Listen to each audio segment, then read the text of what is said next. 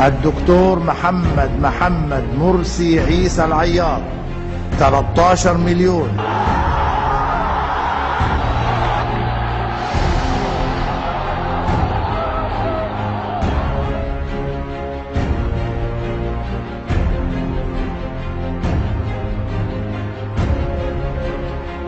And I fully support them. I fully support them. But what the Ikhwan al-Muslimun did in Egypt was what we may call a faux pas. They made a terrible blunder. An absolutely terrible blunder. And the blunder is of such magnitude, Morris, that I don't think that Morsi can survive in Egypt. No. الإعلان الدستوري الجديد الذي أصدره الرئيس المصري محمد مرسي أثار غضب آلاف المصريين الذين احتشدوا يوم الجمعة في عدة المدن المصرية. إعلان دستوري! إعلان دستوري! الإعلان الدستوري عايز كده وخلاص على الحرب أهلية. أنا بتكلم مع أخويا في الجامع. غريبة جدا، يعني هو كده أخذ بإيده كل السلطات، تنفيذية، تشريعية، قضائية، كمان ما حدش هيسمح بهدم القضاء.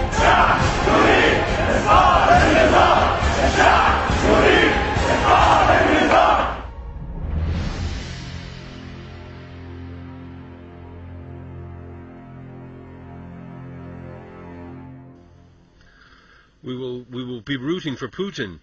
May I change the subject to Egypt at this point? Egypt is in terrible turmoil. I mean, I cannot understand what solutions there can be. It is polarized. What is the prognosis for this succession or the success of Egypt? Has Morsi completely mishandled the whole situation?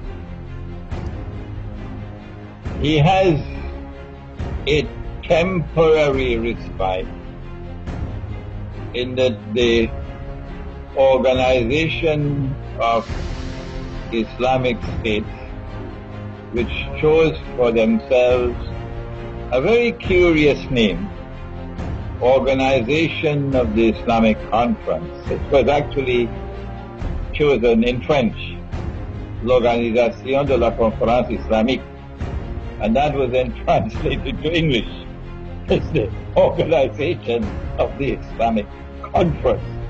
And that name remained with them for, I don't know, 40, 50 years, until they have now changed it, I believe. It is such an unimportant organization that we hardly keep up with this news. I think the new name is Islamic Organization of Islamic Cooperation, OIC. This organization met in a summit conference in Cairo over the last few days. And Morsi, acting as host, was able to reap some political dividends from the assembly of all of the heads of state. Most of them didn't come, but many of them were there. And it raised his prestige. But I think it was only a temporary respite. And that once the conference is over, the conference just ended, and the guests have returned to their homes, then the Egyptian people are going to be back again on the streets, venting their rage and their righteous indignation, and I fully support them. I fully support them. That what the Ikhwan al-Muslimun did in Egypt was what we may call a faux pas. They made a terrible blunder. An absolutely terrible blunder. And the blunder is of such magnitude, Morris, that I don't think that Morsi can survive in Egypt. No. Ikhwan will have to choose a successor to Morsi. Morsi may be able to return to the United States and be successful as an engineer. But I don't think he has credentials anymore to rule over Egypt. No. Because the mistake was so monstrous of pushing through that constitution over the heads of the Christians who opposed it, not having the good sense to patiently negotiate no matter how long, and try to arrive at a consensus, which is what Prophet Muhammad, Allah's blessings be upon him, did.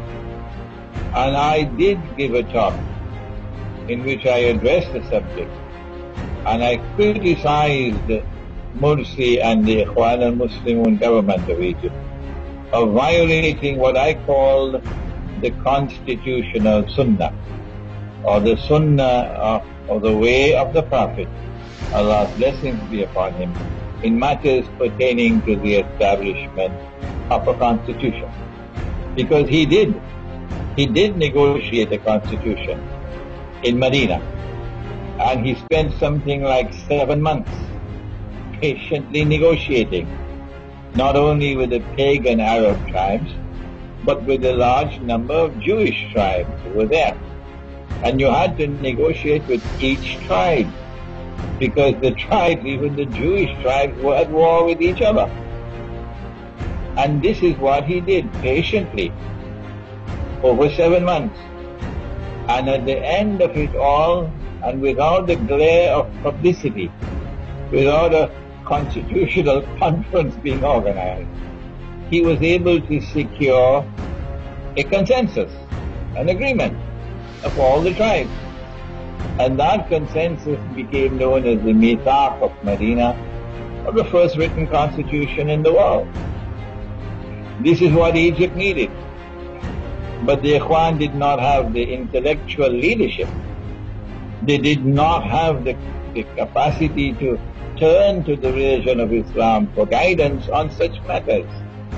And so they have made a terrible blunder. What's the way forward? I don't think there's any option now but that Morsi has to step down.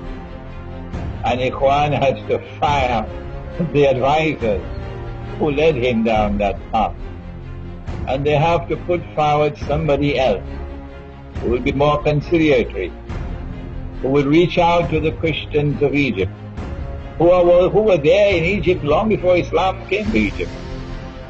Oh yes. And don't forget that Prophet Muhammad, Allah's blessings be upon him, married a woman from their ranks. A Christian Egyptian woman was his wife. And he had a son with her. And that son's name was Ibrahim.